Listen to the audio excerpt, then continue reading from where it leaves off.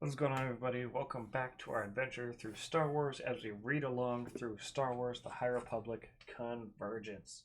Everybody, make sure you have your copy with you, as this is a read along not meant to replace the experience of watching the book, or of reading the book, but to add to it. Be sure to pick up your copy today and follow along with me as we head through Convergence. Last time in Chapter 4, we followed phan-tu Zen of Iram as he witnessed or as he was helping people around his city, like handing out rations and trying to help them out, when he noticed an Aroni ship crashing into the ocean or into the sea, and he dove down to help the girl within out of it. And just as soon as they get up on the surface, he turns around and she's got a dagger up to his throat. Now it is time to head into Chapter 5, where we'll put a hold real quick on that story and take a bit of a trip elsewhere. And also, if you haven't, please be sure to check out my read-alongs for all the previous Star Wars books as we are heading in through in timeline order of Star Wars books. So we've already done 2 stories before this, so be sure to check those out. It can also really add to your experience, at least in my opinion, if you go through the whole thing in timeline order. This is going to be a fun adventure, so I hope y'all tag along with me. Anyway, Chapter 5, Level 2623, Coruscant. Onto a planet that you're probably familiar with if you're a Star Wars fan. It is one of the most iconic planets in all of Star Wars. It is where the Jedi Temple is based and where the Republic Senate is located and all that stuff.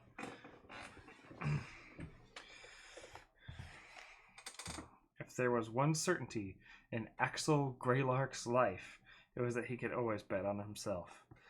Yes, ladies and gentlemen, for those who've been sticking along this whole time, Axel Greylark from our very first story, The Queen's Bloom, is back.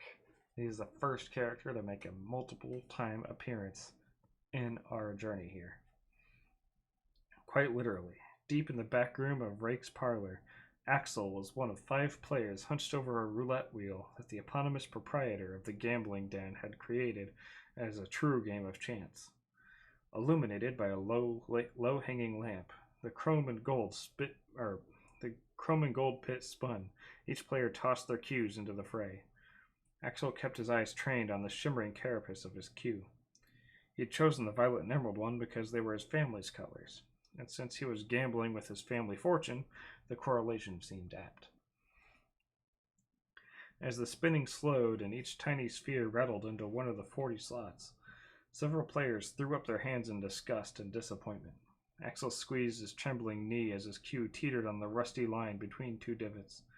He had bet his last stack of credits, plus the chit rake herself had backed him, on account of him being such a good regular and all. Hugh finally tumbled into the golden jackpot.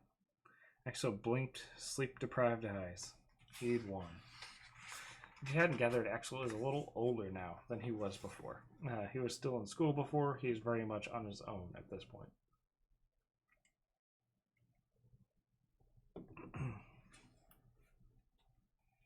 He'd finally won, and it had only taken... Axel glanced at his chrono. Damn it to hell. Had he really been there for 10 hours? One losing player smacked the lamp overhead, causing it to swing and strike the dealer. 2 hulking enforcers removed the poor loser, leaving the accusing rake of fixing the games utterly silent. Or leaving those accusing rake of fixing the games utterly silent. Axel eased back into his seat. His fingers had come away sticky from the armrest. He didn't know what the secretion was, but he was certain it didn't come from him. Axel's droid, QN1, nudged his pant leg below the table. Quinn beeped something that sounded like disapproval of Axel's choices. Quinn is QN1, if you didn't gather that. He calls him Quinn. For like FN-2187 in the sequel trilogy is Finn, QN1 is Quinn. Then opened the triangular panel on its chest. It offered up a small silver flask, which Axel accepted with a gracious smile. He unscrewed the top and took a quick nip. Smoky whiskey burned pleasantly all the way down as he carefully watched the patrons of the gambling hall thin out. Some headed to find better fortunes in the rat-infested dens lining the pleasure district. Others might clean up and head to the upper levels for the start of the workday. Axel gave no sign of moving, and neither did the Mirialan woman or the tipsy Rhodian who tapped a credit on the lip of the table. "What?" the Mirialan woman sitting beside him all night asked. He'd rather liked the black diamond marks on her cheeks, and she'd rather liked taking his credits until now. "The cheap stuff's not good enough for you?" The Rhodian chortled, and Axel drank again, a drop landing on his 1,000-thread count shimmer silk tunic. "How do you know this isn't the cheap stuff?" he asked. "Don't mind him," Rake spoke in her scratchy, whistling voice. "Coruscant's little prince don't trust no one to pour him a drink, isn't that right?" Rake was an Utai with a wrinkled, pinched mouth that gave her the appearance of sucking on a sour drop. Her bulbous, protruding eyes were fixed on Axel as she slipped between the roulette and sabacc tables. She relieved the dealer and plunked into his seat. A pink drink appeared at her side from the many-armed bartender. "Rake, darling, I mean no offense," Axel said, taking another sip of the Chandrillan whiskey, a gift from the senator's daughter on his last visit. "But this was a very good year." And it was true. That batch was 1,000 credits bottle, was 1,000 credits a bottle. A tragic shipping accident had made it the rarest batch in the galaxy, with only 300 bottles left in existence. But what Axel Greylock wasn't saying was that he'd seen far too many people poisoned in his day to trust a drink from a dank hole in the wall in the steaming bowels of the city, even one as nice as Rake's parlor. "Why would I poison you, my best, most handsomest customer?" Rake asked. The ring of her mouth took on the drink's pink tinge. "Besides, you owe me too much money. If anyone wants you dead, that heiress. What's her name?" Miriam snapped her fingers. "Lady Lulu Faradaisy? Something ridiculous like that?" Quinn bleeped what might pass for a chortle among droids. Axel shoved the flask back into its chest compartment. "Lady Lureen Faraday," he corrected. Even going down as far as the entrails of Coruscant wasn't enough to get away from the gossip of his very public split from the Chandrillan heiress of the Faraday spirits. Now shipping all over the galaxy. The only reason he remembered the Faraday family business's slogan was because it was the first thing Lureen had said to introduce herself, followed by her father's title of senator. "And I don't believe I cannot speak right now. And don't believe everything you watch on the Hollows." Rake set the roulette table and re-racked the selection of cues. "So you didn't break up with her by standing her up at the spaceport?" "No, that's right," he admitted. "There's just more to the story." Axel bit down on his back teeth and frowned at his warped reflection on the side of the lamp. The yellow overhead light made his complexion swallow and emphasized dark circles that hadn't been there 3 days before. His dark hair was rumpled and his eyes were bleary, but he had looked worse. In his pocket, his comlink buzzed, likely his mother, again. He silenced it because he knew what she wanted. His mother wanted what everyone else did, an answer as to why he'd done what he'd done. Instead of making the decision to settle down, start to get serious, he'd taken his favorite speeder and a stack of credits and wound up at whatever gambling den, club, or cantina would give him entry. He didn't need to explain himself. Why bother? The HoloNet, his friends, and family had already made up their minds. The only place to hide from another one of his family's interventions was at Rake's, which is why he was determined to let his good luck take him as far as he would go. His talent for silencing any voice of doubt allowed him to ignore his calm. "Besides, you're all much better company," Axel said, never letting his smile falter. A lifetime of the very best schooling, from private tutors to the Royal Academy, had given him pretty manners.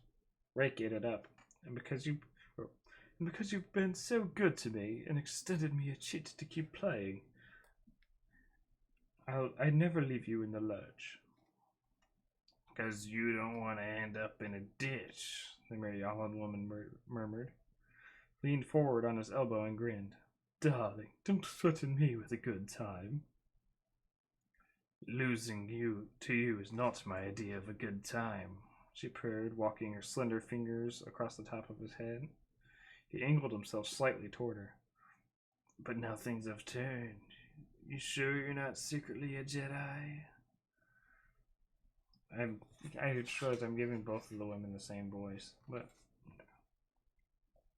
the sniveling orange Rhodian hawked a laugh. If he was a Jedi, he wouldn't be losing all day and night.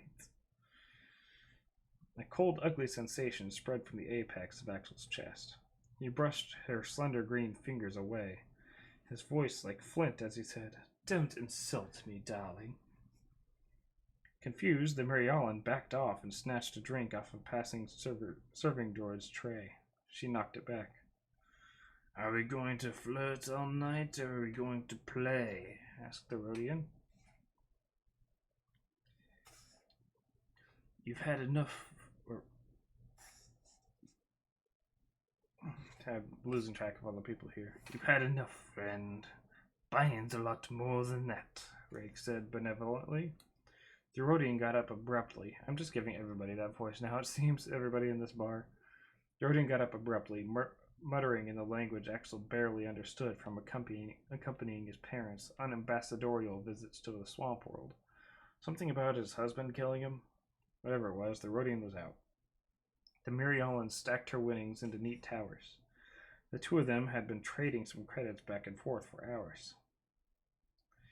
Just keep having your fun, little prince. The rest of us must go earn our fortunes. She raised her hand to caress his face, but he leaned away. What bores. He wasn't going to let her or anyone ruin his new streak. He sat up and reached for the tray of cues. You too, Rake added, gesturing at him. Go home, Greylock. I already run the risk of angering your mother. Excuse me.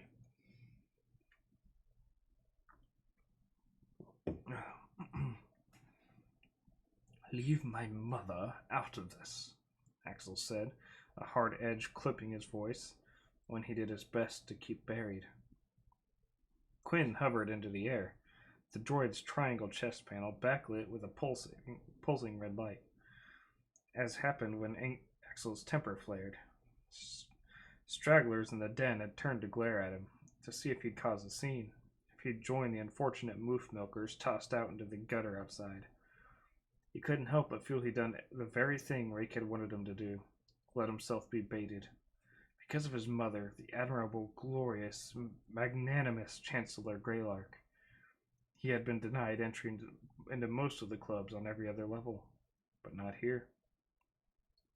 This was a place where he could have fun, forget, buried so deep in the belly of Coruscant, in a place that smelled like acids or acrid sewers and musty recycled air. A place of shadows where he didn't have to be Axel Greylark, son of the most important woman in the galaxy. He could just be his wretched self. Come on, Rake, darling, Axel said, resting his arms behind his head. After all we've been through, you, who refused many, would deny me one more parlor game? Sorry, I'm just curious how many more pages we got here. Okay. Ah, but I give refuge to those victims of your mother's policies, Rake said, and glanced around the quiet room. The band at the center of the room merely stretching aching fingers and tentacles. Who told you to stop playing? Never stop playing. Is that understood? The band kicked into a cover of the irritating popular Your Love Sends Me to Level 9. Axel smiled at the Utai, his best Greylark smile. One more, please. When she made no show of moving, a tightness wrapped around his chest at the thought of stepping out those doors with nothing to show but a few hundred credits. He'd already lost so much. His accounts had been frozen, and he was certain the Chancellor's security detail was searching for him. He could go home, explain himself to his mother, issue a statement, and perform an act of community service as penance for his behaviors, or he could stay because his luck had finally turned on that last hand. And what are you going to bet with? Rake grinned as she played with the house's stack of chips. Axel undid the sash of his cape and folded it neatly onto the pile. The shimmer silk count alone is worth 700. Keep your garments, Rake sneered. I want something precious. Something the galaxy covets from you. Axel tried not to grimace. The price of his upbringing was that he'd been on the holo feed since the day he was born. Despite his penchant for getting in trouble, he was coveted as one of the galaxy's most eligible bachelors. You flatter me, Axel said, and Quinn gave a warning beep. If you win this round, I will clear your debt to me. Axel did his best to keep the thrill of that possibility from showing on his face. He glanced at the wall of trophies behind the bar, and then the tank where Rake housed neon carnivorous pariahs that were all mandibles and tiny fins. He cleared his throat. And if I lose? All I want is a lock of hair from your pretty head. Now to pause real quick. Earlier he talked about how despite his penchant for getting in trouble, he was coveted as one of the galaxy's most eligible bachelors. If you were there with us for the Queen's Bloom story, which is where Axel made his debut, if you haven't, be sure to pick up Tales of Light and Life and go through the read-along over there as we journey through that story. Just as a brief catch-up on that, in school, he was like that gifted kid that didn't like being in school, and he faked being sick a lot. Sort of like a Ferris Bueller, but like really smart still, just didn't like school. Essentially, to put it simply, be sure to check out the full story for a better grasp of it. Anyway, Axel's bloodshot eyes traced the wall of trophies proudly displayed behind the bar. The horns of a Deveronian male, an upper row of teeth from a Carcharodon, preserved Togruta montrils encased in glass, the shriveled hands of unfortunate thieves and cheats. Rumors were that she had been exiled from her clan, from Utapau itself, because of her affinity for such vicious trophies. She ended up on Coruscant, running the tables for the Romero cartel until they set her up with her own gambling den in exchange for their protection fee and information. Axel threaded his fingers through the thick black strands of his hair. Hair grew back. His debt to Rake would keep growing too. QN1 made a deflating beep-boop sound Axel knew quite well. It was his droid's way of telling him to go home. What say you, little prince? Rake ran her fingers across the box containing the cues. Strange, tiny reptiles that some believed had evolved in the gutters of Coruscant from rats and lizards. When light hit them, they curled into compact little balls no bigger than a roulette cue. Axel picked up his lucky purple cue and brought it to the shadows of the den. The critter unspooled, its pointed face and beady eyes moving in the air. Axel snagged a piece of the rind from a discarded drink on the table and let the ugly little beastie feast. A tempting offer, Axel said, deliberating on the odds. Rake's roulette was a true game of chance, not skill. There were 40 slots, 37 numbers, 1 golden jackpot, and 2 black house slots. He'd alternated his bets inside, outside, doubles, and triples across evens and odds. Sometimes, when he was reckless and bold, he'd bet on a single number, 18. Now he had one shot.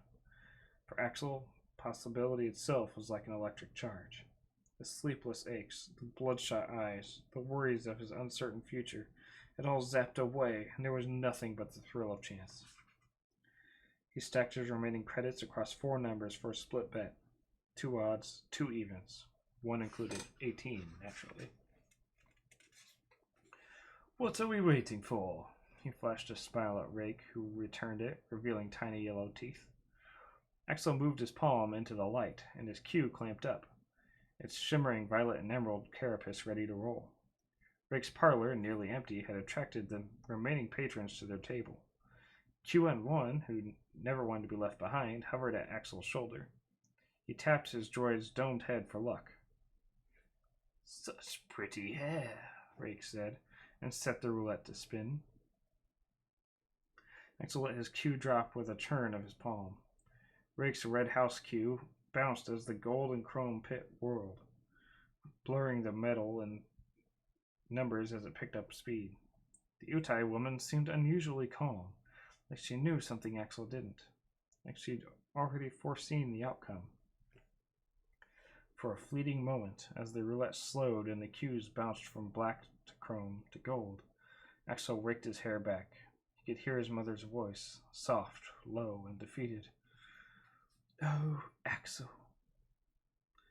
He'd deal with the inevitable confrontation when it came. For now, he had a game to win and a ledger of debt to clear. "Come on," he whispered, the creak of the table, the rattle of the carapaces reverberating, his cue bouncing from slot to slot, edging so close, so very close to the jackpot gold. "Come on, come on." The roulette stopped completely. Rake's cue rattled into the double zero belonging to the house, while his landed one fraction to the left of the jackpot and away from any number he'd bet. There was a winded sigh from everyone around him, like they'd all felt the gut punch of his loss. Rake chuckled, reaching to hoard the credits on the board toward her bosom. "Don't worry, I'll..." Then his iridescent cue, his lucky, strange little critter, mutated in the gutter and did something impossible. It made a tiny gurgling sound and bounced into the jackpot as the wheel gave a final nudge. I won," he said it so he could believe it himself. Then it said it again with his usual confidence. "I won." A cheer went up around him, his hands pounding his back. Quinn headbutted his thigh in victory, its front panel pulsing in an array of colors. "You deserve a name," Axel said, cupping the creature between his palms. It unfurled enough to waggle beady eyes.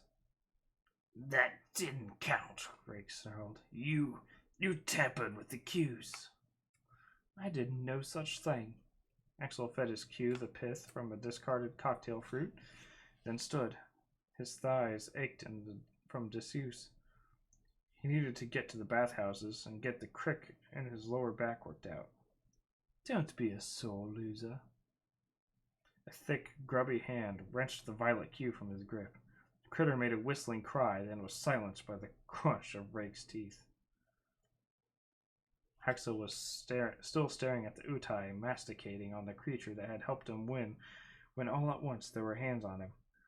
He groaned as his face was shoved into the sabacc table. QN1 whirred and flew to his side. Axel threw his arms back, but pain wrenched up his forearm as he was pinned harder. All he could see was Rake's slimy teeth and Quinn crashing hard to the floor. "This is between you and me, Rake." No one touched his droid. No one. The Utai approached, large golden eyes with dark blinking slits narrowed in on him. He wanted to gag from the whiff of her breath. "The last person who insulted me I fed to my pariahs." And that voice is really getting on me. Axel heard the knife before he saw it, the soft clang of metal being unsheathed. Sticky hands fisted around a lock of his hair and yanked. He tried to pry his pinned arm toward his attacker's holstered blaster. He would get out of this. He always got out of this. "You know, I usually expect a nice dinner before getting in this predicament," he said. "Always so glib," Rake said. "Perhaps I'll send a second lock to your mommy." "I'm sure she'll frame it," Axel wheezed as the... "I'm sure she'll frame it." Axel wheezed as the pressure doubled against his back and his arm felt like it was going to be wrenched off his shoulder. Enough fear worked its way through him that he felt cold from the inside. He shouted and tried to wrestle out of the grip, but there was too many of them, and the cold kiss of metal pressed against his hairline. He should have listened to QN1's warning, but he'd been greedy, and if he was honest, he simply hadn't wanted to go home. to the tower above the world, to the empty halls. This was the ultimate price to pay to feed nightmares he couldn't quite shake. Wait, wait! Axel shouted, his voice ragged. I'll make you a new deal. You have no credits. Even the Chancellor won't bail you out. What do you have to offer me when I can take what I am owed? Axel saw the blinking red light of his droid, which was slowly getting back up. The Chancellor herself would owe you a favor. That's got to be worth more than a bit of my hair, doesn't it? Your mother doesn't rule alone. She isn't here to speak for herself. Right, but I just needed your attention a little longer. Now, Q, what are you waiting for? Quinn flew out of Axel's view when he heard the electric shock that felled Rake and her enforcer. The droid bounced a short-lived victory. As Axel picked himself up, along with the remains of his dignity, he was faced with three figures, a muscular Twi'lek, a hulking human, and a husk that screeched loud enough to scatter everyone except the band, who kept playing under Rake's earlier command. Looks like you've overstayed our welcome, Quinn. The droid made a sound that likely translated to, I told you that hours ago. I know. Axel raised one palm to stop the trio, ready to smash him into smaller pieces that would likely go on Rake's wall of trophies. Wait, let's just settle this like old friends. Have a drink with me. Three of them glanced at one another in confusion, and for a wild moment seemed to consider it. Axel gestured to his droid. All night, everyone had seen Axel reach to the droid's pan for his flask. Quinn's sensors blinked red as Axel retrieved not his rare whiskey, but his silver blaster. Axel only got one moment of surprise, and he took it. He shot the biggest of the three in the thigh, then knocked over the sabacc table and propped himself against it, turning to Quinn, its front panel still blinking a disapproving red. It were his suggestion. No, I'll take the Twi'lek. You take the ugly hairy one. Quinn beeped. As he prepared to attack, blaster fire was returned. Glass crashed around him, but the band played on, only missing a few notes before the music died. No screams, no blasters, no shouting patrons. A grunt came from Rake, who was slowly rousing from her shock. See, he said, even though he knew something was wrong. They're no match for us. QN1 made a deflating sound, and peeked over the edge of their cover, trailing a response. What do you mean, back up his hair? Axel shot to his feet, blaster pistol leveled, came face to face with a troop of Coruscant guards. He blinked, relieved. Axel holstered his pistol and offered his most charming smile. Thank goodness you're here. I've been looking all over for you.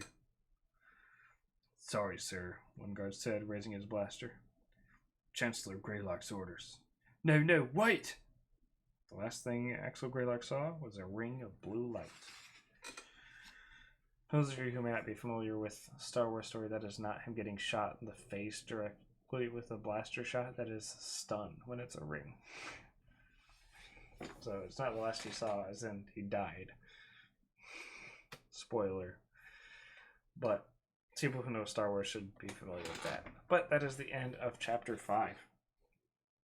So Axel Greylock is back, baby. And he's got a new partner, a little friend in QN1, or Quinn, his droid. And